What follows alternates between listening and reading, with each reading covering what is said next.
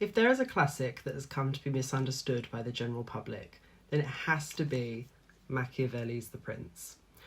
I blame Shakespeare, partly, for making the name Machiavelli synonymous with villainy and evil, especially when you actually read The Prince and you see that casual wrongdoing was never his philosophy. The Prince, for me at least, is so ahead of its time. I think because while other Renaissance men were preaching about religious purity and how that was the key to good leadership, Machiavelli horrified the masses by even suggesting that religion should be separate from the state. In a nutshell, Machiavelli never encouraged evil, but he believed that people in positions of power, they have carte blanche to get away with bad ethics since they have more responsibility than the everyday person. If committing a small sin protects the overall good state, then surely the end justifies the means? It's up for debate. The Prince never justifies baseless cruelty. In fact, it actively condemns it, because if you do bad things, public opinion easily turns against you and you're seen as a bad person and you lose that position of high standing. And that's also what's made Machiavelli's teachings so relevant in today's world. He was one of the first people really to stress the importance of public image. It's not enough to be a good leader.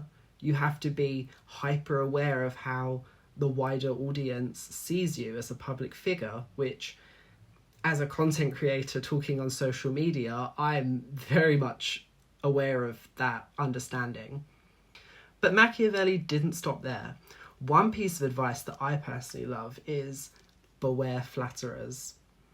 You will encounter people in life who tell you what you want to hear versus what you need to hear. And it's important that you keep a small group of close friends who fall into that second category, people who can share their unfiltered opinions with you without fear of upsetting or angering you.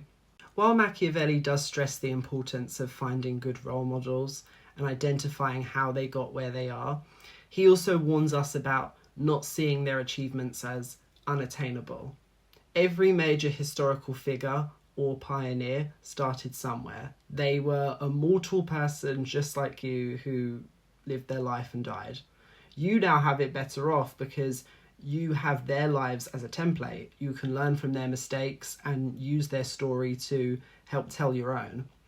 Machiavelli sort of compares fortune to a river and how the real go-getters will direct the river in their direction. Opportunity, it might seem like some people are just lucky, but they go out there and maximize their chances. Overall, I think what makes Machiavelli so enduring is that his advice was never meant for the 1%, at a time when almost everything else was. He believed that people who earned success could hold on to it better than those who simply inherited it, which is something that we as like a modern society are now more aware of. There's so much wisdom in this book. You'd have a hard time believing that it was written half a millennium ago. Like, it's so relatable. The Prince, it's a must read.